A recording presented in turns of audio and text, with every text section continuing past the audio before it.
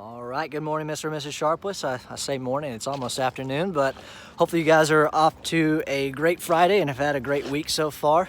As always, I want to get you guys inside and kind of show you what we're working on if you guys have not already seen the house. So exciting stuff. Let me actually back up a little bit. I didn't even talk about it. Front of the house, right? So siding's done. Great news, we got all the excess siding ready for credit pickup. But the siding has now been completed, which is exciting stuff. One of the questions I always get about the siding is that going to be the color of my house? I promise no, it's just all raw material. We actually have exterior paint coming up rather shortly. Once sheetrock gets finished up, that's about when we get into that exterior paint process, so we'll actually get you the house color that you paid for. But yeah, exciting stuff. Siding's done, so let's get you guys inside.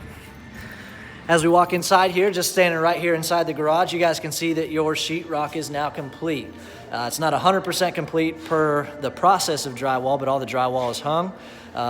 The seams have been taped, and now they're actually inside right now, bedding all those seams to try to create essentially a wider seam, and then they go over it with a nether coat, essentially trying to eliminate, the visibility of those seams. That's why they do all that. Once they're done with all the mudding, they'll come in and sand all this stuff down, and then we are ready for primer. So let's get inside, kind of do the grand tour. I'll turn the music down when I get inside.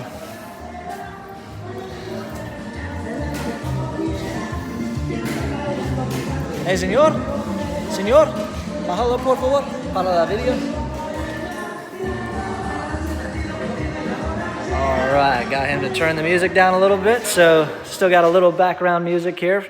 Standing right here inside the kitchen right now, as you can see. Again, this is all just part of the bedding process of taking all those seams, trying to erase those as much as possible so that it's good for sanding. Next step in this process, this is all going to dry over the weekend, and then they have what they call the skim coat. So any of the little imperfections in the drywall that are coming, do all the skim coat on all that stuff. So it gets even tighter as we go through the rest of this process.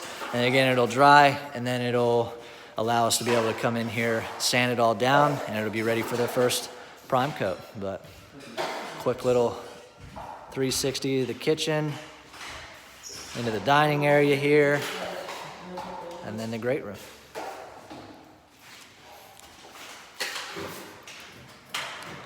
All right, and I know you guys are probably excited to see what does that closet over here look like.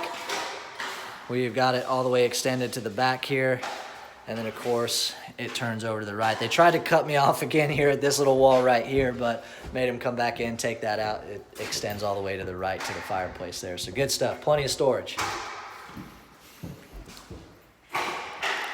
All right, then you got your flex room here.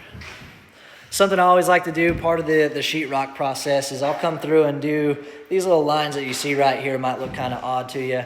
The reason I do this is to make sure my sheetrockers are not covering up any of my outlets. I've dealt with that too many times, so this is kind of one of the little solutions I've got for it. So it helps these guys when they're hanging the sheetrock. They know exactly where all those outlets are going to be. And just in case one might get covered up still, I know where to, punch through the sheetrock, so I'm not cutting up a bunch of sheetrock to try to find an outlet. So it definitely helps me, helps the sheetrockers, helps the electricians. No issues with the outlets, so I'll take that all day long. Let's get you guys upstairs, show you what we got going on up here. Excuse me, sir. Should look pretty much the same up here. Again, this is the little great room area. I'm really actually excited to see the double doors right there for this. I haven't seen that installed yet. Something new in the plans out here that I came across, so I'm excited to see that. All right, then we get you over here to the master bedroom. Again, just sheetrock. Then you got the master bath. A few things I want to talk about here in the master bath with you. It's a little bit different. So something that we do here in the master shower is we actually install different type of sheetrock in here. This is moisture resistant green board. A little bit different from the sheetrock. This is actually what we install in all of our tile surround areas. What it does essentially is it allows us to be able to put a Kerdi membrane over the top of this, and it creates this drainage plane for us. So once your tile goes on, we want to make sure that if any water gets behind your tile, it's got somewhere to go. So we go through an entire process. We tape off the flange of the pan, shingle style, to make sure that if any water does get behind the tile, it's just gonna basically go right back down in the pan. And then it's gonna kind of follow the edge of the pan here, and then it's gonna land in essentially what we call the weep hole right here. So it's just this little notch in your shower pan that allows water to escape back into your drain, and you got one on both sides. I always get a lot of questions about that when homeowners see that little notch in the tile at the finished product, and that's why we do that. So sheetrockers are hopefully gonna be in here to finish up the master shower sheetrock, and we'll be good to go for tile. And of course you got the master walk-in closet here, pretty decent sized closet. And then to my right here, you guys have your water closet. That's where the toilet's gonna be located.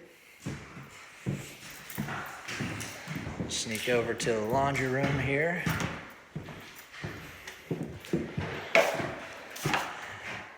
Really, really good sized laundry room. This is probably one of the biggest laundry rooms that we offer in our products out here, so pretty cool. Again, we got the rough plumbing for the sink over there. And you got your guest bath here. Again, it's walled off, create some separation for the water closet there. And then you got guest bedrooms, pretty much kind of the same orientation back here.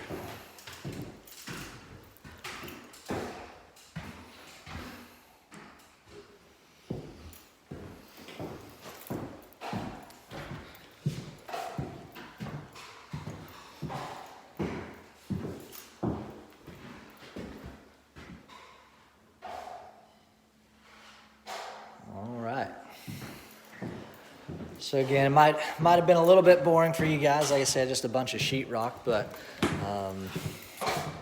hopefully you guys got a little bit of entertainment value out of that. Like I said, we're gonna be working on this for the rest of the day on into next week. Essentially what we're doing is we're just trying to get ourselves ready for rough paint. So essentially, once you see these walls start to get sanded, all these seams get sanded down, you know what's coming next is rough paint. So